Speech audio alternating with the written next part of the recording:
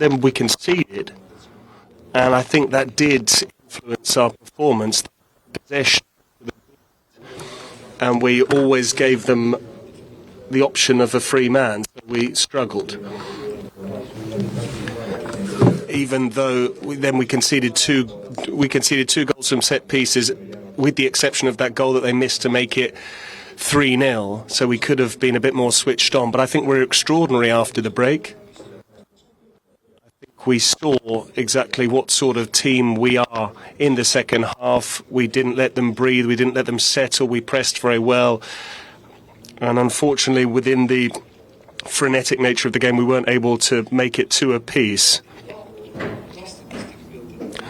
But statistically, we were due a result like this. Can you talk to us about the debutant? Because like the rest of the team, he struggled in the first half. But besides his goal, he chases everyone down. He works hard for every ball. It does feel like he gave the forward line a real boost. He's a young guy, and he's only been with us for 3 or 4 days, so it's not easy. He knows barely anything about us, knows barely anything about Italian and European football, so he does need a little bit of time to get used to us. He's got ability, and he scored a great goal, but he did struggle in that first half because it's not easy to come up against the English defence, and the team didn't really help him much either. However, in the second half, he moved a lot better. He was working. We have belief in him, but it will take him time. What bothers you the most about the opening 45 minutes, leaving aside everything you did well in the second half? No, it's not that something really irritated me in the first half. We conceded 2 goals that we could have avoided, because we switched off on the first goal. We knew that they were dangerous from set pieces. We prepared for that. We knew we need to be more switched on to avoid conceding from a dead ball situation. But they're a good team with some quality players. So when they start playing football, when they keep possession, when they score a goal, that's when you tend to struggle. But the first half wasn't like the second period, where we actually dominated without them even having a shot on goal. It was a bit more balanced in the first half, and they played better in the opening 45 minutes. Elefante? Maybe this is not the most suitable occasion to talk about tactics, but correct me if I'm wrong, it was a little bit different in the first half. One of those 3 midfielders actually created a 4-2-3-1 and pushed forward. Is that right? No, when we were pressing or when we had possession? No, we had a few issues when it came to building out from the back, because we weren't able to keep possession when we hit it into our front line, and when we went to press, Marco Verratti or Nicolo Barella stepped out, and that actually allowed to have a ball into Kane or to get the ball into Phillips. But then we decided to do something different in the second half, and we were better after that. Your better second half performance, was that down to the spirit, or was it the new blood that you threw on with Matteo Politano, Wilfried Gnonto and Sandro Tonali, or was it simply the fact that you mixed things up tactically? No, we did change the game. In the second half, we did mix things up with the guys that were already out there. But when you make a change on the 55-minute, 60-minute mark, of course, with fresh legs, that can help you. But the game changed immediately from the 46th minute onwards. I don't think we afforded them a single shot in the second half. And this is a team that went down to 10 men 10 minutes from time, not after 50 minutes of the game. So I think that's the positive thing. And of course, we are angry to have lost this game. But we have always started things on the right foot. This time it's an uphill battle, but hopefully we can chase things down.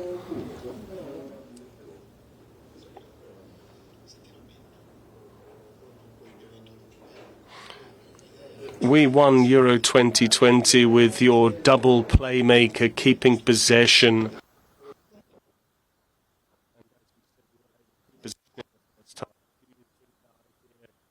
is still valid, or given who came on in the second half, do you think now might be the time to change your footballing philosophy, have a slightly more powerful midfield unit? Because when they close you down, Jorginho and Verratti in there actually struggle as a unit.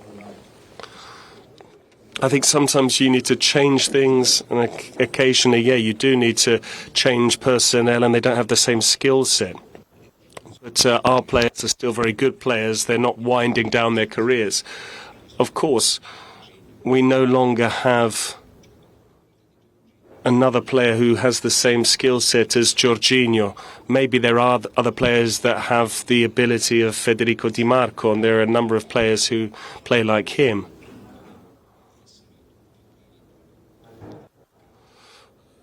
But I think we need to be a little bit better. But we were better in the second half than we were in the first half. But you don't necessarily need to throw the baby out with the bathwater. You need to give things a lot of thought. But I think England are one of the best teams in the world.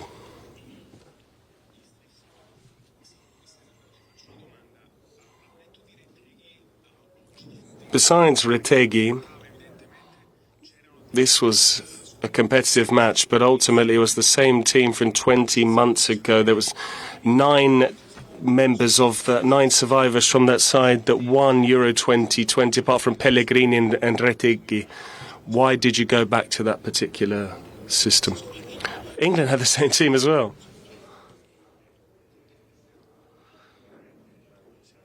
These are not guys that are 36 or 37 years of age. These are players who are 29, 30 years of age.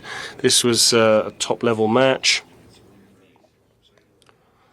This was the start of a European qualifying campaign, but I think it's important to have players who are used to playing in fixtures such as these. These are good players who can still give us plenty. Any other questions?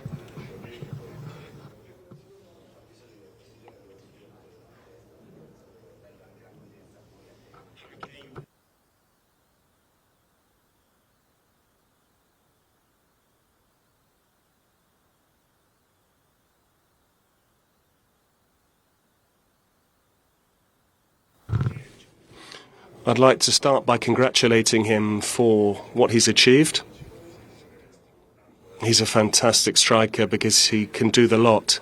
He scores goals, he gets the team playing, he's good in the air, he scores penalties, can take free kicks. He's a striker, so congratulations to him. I hope he can score many goals.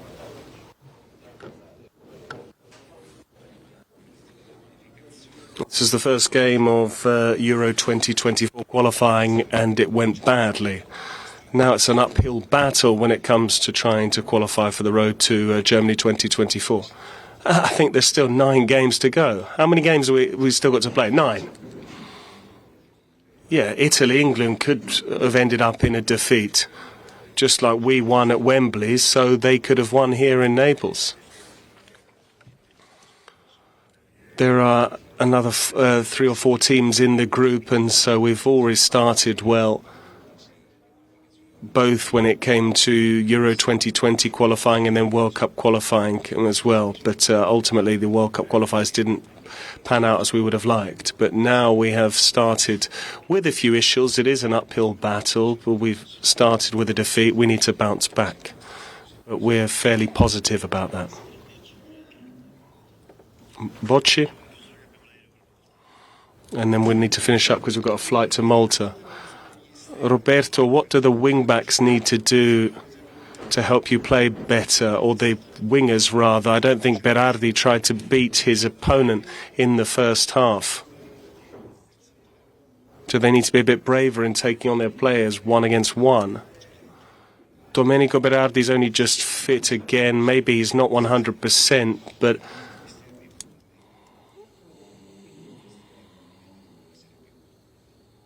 typically, yeah, the wingers should have been a bit sharper. They should have actually tried to dribble and take on their opponents. That's normally where we can make the difference. So we did struggle a little bit in the first half, and we do need to improve in the final third. Absolutely. Thanks very much.